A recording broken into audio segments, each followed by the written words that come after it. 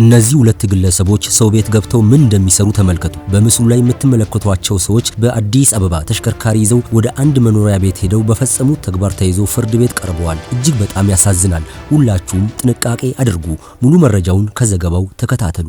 ተከሳሾቹ ተስፋዬ ጽርጉና ገብረ ጻዲቅ ገብረ ማርያም ይባላሉ። የስርቆት ወንጀልን የፈጸሙት በለሚ ኩራ ክፍለ ከተማ ወረዳ 10 ሰሚት ፍየል ቤት አካባቢ ነው። የሰሚት አካባቢ ፖሊስ ጣቢያ ወንጀል መርማሪ ዋና ሳጅን እመቤት ታምራት እንደገለጹት የግል ተበዳይ በሌሉበት የመኖሪያ ቤታቸው በር ተሰብሮ ከ400 ሺህ ብር በላይ የሚገመቱ ኤሌክትሮኒክስ እቃዎችና ወርቅ እንደተሰረቀባቸው ለፖሊስ ባመለከቱት መሰረት ፖሊስም ወንጀል ፈጻሚዎቹን ተከታትሎ በቁጥጥር ስር በማዋል ምርመራ በማጣራት በአቃቢ ሕግ በኩል ክስ እንደተመሰረተባቸው ገልጸዋል።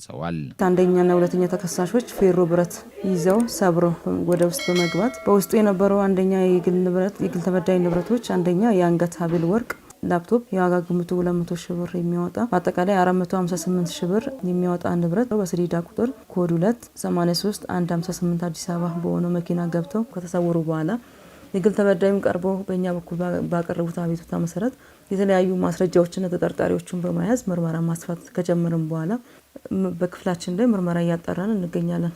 ይህም ባለበት ሁኔታ ተጠርጣሪዎቹ የምርመራ ማስፋት ከሰራም በኋላ በፍርድ ቤት ላይ ተጠርጣሪዎቹ ቀርበው የእምነት ክህደት ቃል አምነው ወንጀሉን ስለመፈጸማቸውና የፈጸሙበትንም ቦታ በምሪት ቀርበው ባሳዩት መሰረት ተጠርጣሪዎቹ ክስ ተመስርቶባቸው የምርመራ መዝገባቸው ላይ በአሁኑ ሰዓት ላይ ማረሚያ ቤት እንደሚገኙ የምርመራ መዝገባችን ያስረዳል። የተከሳሾችን ጉዳይ ሲከታተል የቆየው በፌዴራል የመጀመሪያ ደረጃ ፍርድ ቤት ለሚ ኩራ ምድብ አንደኛ ወንጀል ችሎት ተከሳሾቹ በተከሰሱበት የቤት ሰብሮ ስርቆት ወንጀል ክስ ጥፋተኛ መሆናቸውን በማስረጃ አረጋግጦ ግለሰቦችን ያርማል፣ ሌሎችንም ወንጀል ፈጻሚዎችን ያስጠነቅቃል በማለት በአንደኛ ተከሳሽ ተስፋዬ ጽርጉና በሁለተኛ ተከሳሽ ገብረ ጻዲቅ ገብረ ማርያም ላይ እያንዳንዳቸው በ6 ዓመት ጽኑ እስራት እንዲቀጡ ውሳኔ ተላልፎባቸዋል። በጋራ መኖሪያ ቤቶች የሚኖሩ አካላት በቀንም ሆነ በሌሊቱ ክፍለ ጊዜ እርስ በርስ የመጠባበቅና አካባቢውን ጠንካራ ቅጥር ጥበቃ በጋራ በመቅጠር የስርቆት ወንጀል ከመፈጸሙ በፊት አስቀድሞ መከላከል ይቻላል ሲሉ መርማሪዋ ዋና ሳጅን እመቤት ታምራት በመልእክታቸው አሳስበዋል።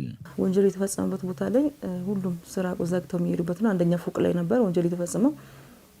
በርካታ ቤቶችም ስላሉ እዛ አካባቢ ላይ ጥበቃ በመቅጠር ብዙ ማህበረሰቦች ተደራጅተው የአካባቢው አንዱ የአንዱን ቤት የመጠበቅና ግንዛቤ የመስጠት አካባቢ ላይ እንደውም ጥበቃም እንዲቀጠርም ማድረግም ማህበረሰቡም ይህን ድጋፍ ማድረግ ለፖሊሱም ለአጋዥ ኃይሉም እገዛ ማድረግ ያስፈልገዋል።